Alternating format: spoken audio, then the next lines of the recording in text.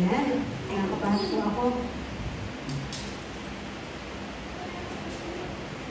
Ayan, purihin ko ang Panginoon. Salamat dahil minsan pag walang choice, doon tayo gagamitin ng Panginoon. No? So, thank you Lord po. Isi-share ko po is basic message titled, Special Gift for You. So, sino po sa atin yung nakatanggap na ng gift? Pag ba nakatanggap kayo ng gift, ano yung pakiramdam nyo? Sobrang saya, di ba? Hindi yung dahil sa gift. Ibang saya yung matatanggap natin dun sa gift mismo. Pero yung maalala ka ng tao, dahil yung maalala ka ng tao, yun yung pinakamasarap sa pakiramdam. Wala, naalala niya ako. So, ganun din yung Panginoon. Yung Panginoon, lagi niya tayong inaalala. Kaya sabi sa Genesis 1:27-28, inalaw tayo ay imahe ng Diyos. Nilikha tayo ng Diyos ayon sa kanyang imahe. At tayong tao lang yung binigyan ng karapatan na mag-rule sa buong mundo. Ayan. So, ngayon pa i-share ko for our point number 1, original man. Ano ba yung kalagayan ng mga unang taong nilikha ng Diyos? So, madalas natin naririnig yung kwento nila Eva at Adan. Basic. Na parang cartoon lang, na parang pambatang istorya lang siya. Pero kung mauunawaan po natin yung istorya nila Eva at Adan, doon natin makikita kung gaano kasaya, kung gaano ka-precious yung mga tao na nilikha ng Diyos. Nilikha ng Diyos ang buong mundo, no?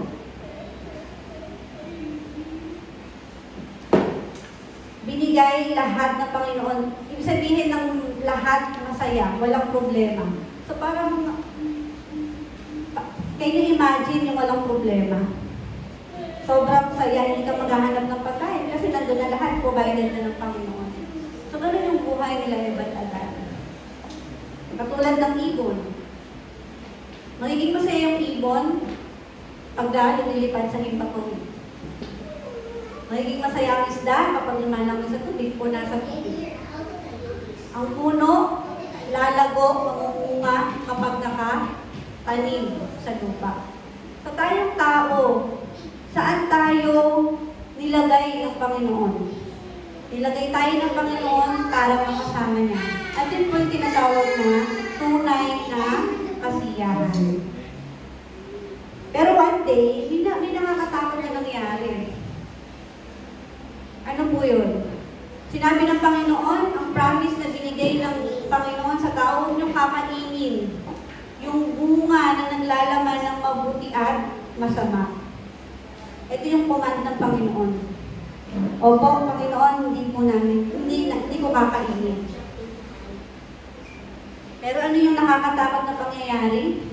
Yung promise na yon ay hindi nasunod. To make the story short po, nakain nila yung pinagbabawal ng prutas.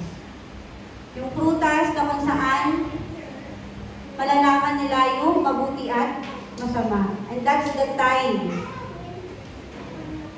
na nag-start yung problema. And this is the root cause of problem, yung disobedience. Pag nanay ka, tapos may anak ka, pag hindi sila sumunod, di ba? Nakakagalit. So, ganun din yung Panginoon. Dahil disobey ng tao yung utos niya, galit na galit yung Panginoon. Kaya, ano nangyari? Pinaalis sila sa Garden of Eden. And that's the time na yung problema nagsimula na. Ikaw, babae, maghihirap kang manganak. Ikaw, lalaki, maghihirap kang magtrabaho, lahat pagpapawisan mo para mabuhay mo ang pamilya. So, minsan, ang hirap magtrabaho. Bakit kailangan magtrabaho? Sana pag-isip ko, may pera na lang. Madalas ganyan yung thought natin. Pero, isa yun sa mga sumpa na binigay sa atin ng Panginoon. Ano pa? Mga problema na hindi masolusyonan. Spiritually, naging anak tayo ng Diablo. Yun yung pinakamasakit. Na-experience niyo na po ba na ngayon sobrang saya? Tapos mamayang gabi may nangyari o kinabukasan may nangyari. Parang ganun. Parang kanina okay lang sila Ebat agad. Tapos ngayon naghihirap na sila. So same thing po sa atin. Minsan may mga hindi magandang nangyayari dahil yun sa fundamental problem. Pangalawa po, nakalagayan ng tao nung nahiwalay sa Panginoon. Una, anak ng Diablo. Sabi sa John 8:44, you belong to your father the devil, and you want to carry out your father's desire. He was a murderer from the beginning, not holding to the truth, for there is no truth in him. When he lies, he speaks his native language, for he is a liar and the father of lies. So yun na tayo. Kung ano yung ginagawa ng ama natin, Diablo, yun na yung ginagawa ng ama. Pangalawa, we fall into idol worship. No choice yung tao to serve religion, to serve idols, and to live sa mga culture na meron tayo sa kanya-kanyang bansa natin. Ito yung pangalawang estado ng taong hiwalay sa Diyos. Kasi nga wala nang happiness eh. Wala nang hindi na makontento. May kulang. That's why they serve idols. They serve yung mga physical na bagay na nakikita natin. And then, pangatlo po, people also fall into emotional, mental problem. So, makikita agad natin kung gaano kahirap yung kalagayan ng mundo. Bakit may ganong tao? Kasi pinanganak siyang ganon? Hindi eh. Spiritually, lagi po natin titignan with the eyes of Biblia na yung tao naging ganon kasi hiwalay siya sa Panginoon. Pero sabi ng Panginoon sa Matthew 11:28, come to me all who are weary and heavy burden, and I will give you rest. Yung Panginoon, lagi tayong nire-remind eh, kapag pagod ka, come to me. Kaso hindi, Lord, sige, tutulong ko lang ito, okay na ako. Pero we never pray. Tayo na nakakilala, minsan nalilimutan natin mag-pray. And then, pag di na natin kaya, yung katawan natin bibigay na. Kapag hiwalay tayo sa Panginoon, physical problems came. Iba-ibang sakit, iba-ibang disaster, iba-ibang curses. Mga complicated problem. No? This is part of our spiritual problem. And then number 5, nakalagayan ng tao na hiwalay sa Diyos, death and judgment and hell. So hindi natatapos yung kahirapan. Naghihirap ka na sa mundo, naghihirap ka pa sa pagkamatay natin. And wala tayong choice kundi pupunta sa impyerno. Sa impyerno, maghihirap pa rin tayo. So, napaka-importante na maunawaan natin bakit nagraranasan po yung bagay nito. Just as man is destined to die once, and after that, to face judgment. So, we are precious kasi sa panahon ngayon, naririnig na natin ang ganitong mabuting balita. And then number 6, nakalagayan ng taong hiwalay sa Diyos, problem to the future generation. So it will pass. No, mapapasa siya to the 3rd and 4th generation. So kawawa naman yung generation natin. Kaya tayo, mga ganitong ministry, nagsishare tayo ng Word of God to save the next generation. Lalo na yung pamilya natin, yung mga anak natin. Kapag nataliman natin sila ng mabuting balita, kabilang sila sa mag-establish ng Kingdom of God. So maunawaan natin ano ba yung buhay, yung original state ng tao, at ano yung root cause ng problema, bakit yung tao naging ganito. Pero napakabuti po ng Panginoon kasi He always make a way. Sino po yung way? The only way is Jesus Christ. So, pinramis ng Panginoon si Jesus, nagkatawang tao siya. No? Pero sabi sa Genesis 3:15, woman's offspring. Sino yon? Si Jesus. So sabi ng Panginoon, kumakatok ako. Kumakatok ako sa pintuan ng inyong puso. Sa buhay mo, kumakatok ako. Naalala ko, si Mami, way back, ilang taon po sila nung pinututor namin? 7 years old, 6 years old. Andun din yung kasagsagan namin kasagsagan namin mag-preach ng gospel kasi dalaga pa kami noon. So 6-7 years ago, nung huli tayong tumayo, teacher name. So imagine, ilang taon na hindi tayo naging ganon, hindi at napanghawakan yung salita ng Diyos. Pero kung para dito ka, ibabalik ka ng Diyos. So, ang daming problem, ang daming pagsubok sa buhay, pero kung para sa Diyos ka, para sa Diyos ka. Sabi ni Mami, ayoko yan, huwag niyo akong natulan. Hindi ko malilimutan to kasi testimony ito na talagang kumikilos yung Diyos. Akalain mo ba na siya pala yung mag-i-stand sa atin ngayon? Asa na yung ating mga kapatiran?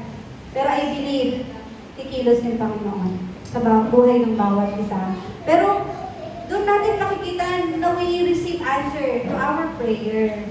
Hindi man ngayon, 10 years. 10 years pa lang. Ngayon ko lang na-receive yung answer ko nung pinag-pray ko ng 10 years. So, ganun din yung Panginoon, napakabuti niya.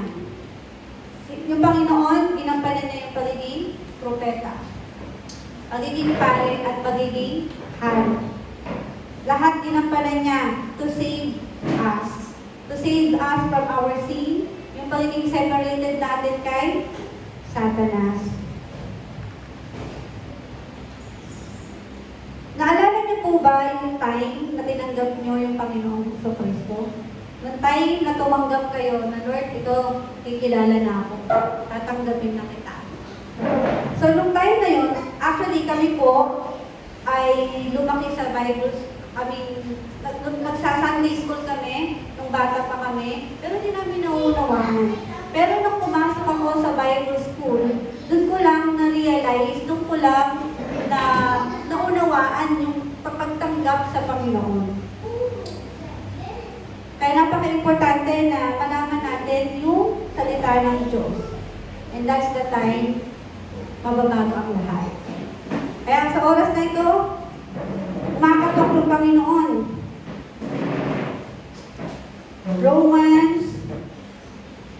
Revelation 3:20. Here I am.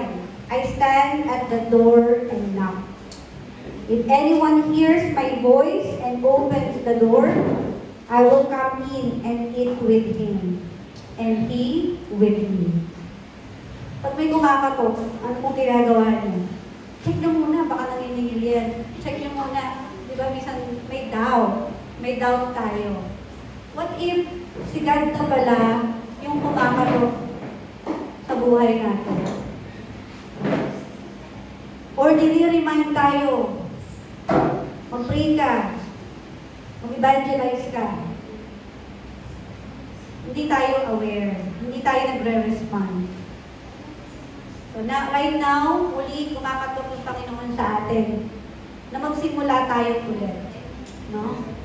Binibigyan tayo ng chance ng Panginoon na magsimula ulit. Gawin ulit yung commission na binigay sa atin ng Panginoon. So, muli, inaanayahan ko po ang lahat na tanggapin natin yung Panginoon sa ating puso. Sa maikling panalangin, sumabay po kayo. Tanggapin natin yung Panginoong Yesus. Panginoon, salamat po sa plano ng kaligtasan. Inaamin ko po na ako ay nagkulang, na ako ay makasalanan, at nabuhay sa mundong ito. Sa oras na ito, binubuksan ko po ang pintuan ng aking puso at pinapapasok ka bilang Panginoon Kristo na tagapagligtas ng aking buhay. Tulungan niyo po ako mamuhay ayon sa iyong kalooban. Sulat niyo po ang aking pangalan sa aklat ng buhay. Tulungan niyo po ako na maging kabilang sa pagganap ng plano mo. Salamat, Panginoon. Inaari po kita. Ito po ang aming dalangin sa pangalan ni Jesus. Amen. So yun po yung panalangin pagtanggap. So minsan nire-remind tayo, tinanggap ko na siya, matatanggapin ko siya po. Every day, pwede natin i-pray yun para ma-remind na yung Diyos kasama natin. Eh, may nabago po. May nabago na tinanggap niyo siya. Ano yung nabago sa inyo? May nagawa na po ako ng kasagutan sa aking panalangin. Unang-una po, nung tinanggap natin siya, tayo ay naging anak ng Diyos. And that's the greatest gift. Yun po yung pinaka-masarap na regalo na natanggap natin. Na tayo ay anak ng Diyos. Have you imagine na yung family mo nakikinig ng gawain? Pwede naman natutulong na lang tayo. Sa panahon ngayon, nakakatamad, tumayo. Pero bakit ginagawa natin ito? Kasi tinawag tayo ng Diyos. Tinawag tayo ng Diyos para baguhin yung pamilya natin. Tinawag tayo ng Diyos para baguhin or masiran yung ating kapitbahay, kaibigan, at yung kinabibilangan nating community. Maging ang buong mundo. We never pray. Totoo lang po nun tayo nagpe-pray kahit ako. Pero thank you Lord kasi ang transition ko dapat po ay next month. Pero sabi ng Panginoon, dapat pala maging handa. Sabi ng Panginoon, dapat laging handa. So God is the one who will speak sa atin. Pag we start, kapag sinimulan natin ibukas ng bibig natin, si Lord yung magsasalita para sa atin. And all we need to do is, yes, Lord, I will follow you. Nagpipray ako. Sabi ko, Lord, sige na nga. Sabi ko, ako na yung dahilan. Sabi ko, hindi. Sige Lord, susunod po ako. Yun lang yung prayer ko. Susunod po ako, ikaw yung magsalita sa akin. Na hindi ako mahirapan mag-deliver. Ikaw yung magsalita. Yun yung prayer ko. No? Na hindi man tayo magaling sa ganitong, sa mga ibang bagay, pero pag ginamit ka ng Panginoon, yung imposible, magiging posible. Kaya pinagpapala ko po kayo sa pangalan ni Jesus, nawa lagi natin alalahanin yung original state ng tao, root cause ng problema, at sino ang solusyon. Kaya we always confess na Jesus is the Christ, the solution to all our problems. So, aanuhin po natin ulit ito. Gagawin na natin ito palagi. Iko-confess na natin ito. So, ang assignment po natin, iko-confess ulit natin that Jesus is the Christ. Para manimayin tayo. Napapagod ako, Jesus is the Christ. Marami akong problema, Jesus is the Christ. And that's the time na nalagpasan ko pala rin. And that's the grace of God. Naniniwala po ba kayo sa miracle? Hindi yung miracle na ching! Eh na guys. Yung meron kang pinag-pray, tapos nasagot. That's the miracle. That's the grace of God. Ginawa po, tayo yung church, tayo yung tao na makatanggap ng kasagutan sa ating panalangin. So, nawa po ay araw-araw alalahanan natin na si Jesus ang Kristo, si Jesus ang buhay natin, araw-araw. Sige po, tayo po ay manalangin. Aming dakilang Diyos, muli kami nagpapasalamat sa mga salita mo na i-remind mo kami, Panginoon, how precious we are. Salamat, Panginoon, sa greatest gift na binigay mo sa amin na kami ay naging anak ng Diyos. Salamat, Panginoon, sa mga pagkakataong ito. Salamat sa miyembro ng church na to, sa buhay ni Teacher Maya, ni Mami Melody, ni Billy, ni Christopher, ni Javel, ni Jay, ni Maria, ni Rema, Panginoon. Lord, salamat, Panginoon, dahil pinagtipon mo kami Nawa, bigyan niyo kami ng knowledge and wisdom patungkol sa salita mo, Panginoon, at nawa, mabago ang aming spiritual state. Salamat, namumuhay kami sa mundong ito, Panginoon, but thank you for reminding us that we are children of God.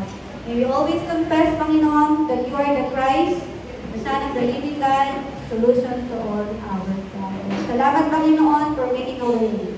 For making a way na maalis lahat ng sufferings, spiritual problems, Panginoon, sa pamamagitan ng iyong salita. Lord, we claim the victory, we claim answer, and Lord, we claim, Panginoon, yung mga kasagutan sa buong isang linggo. Salamat, Panginoon, bigyan po kami ng katagumpayan sa buong isang linggo. Peace, Panginoon, rest, Panginoon, na magaling ng sa iyo. Salamat po. Ito po ang aming dalangin sa pangalan ni Jesus. Amen.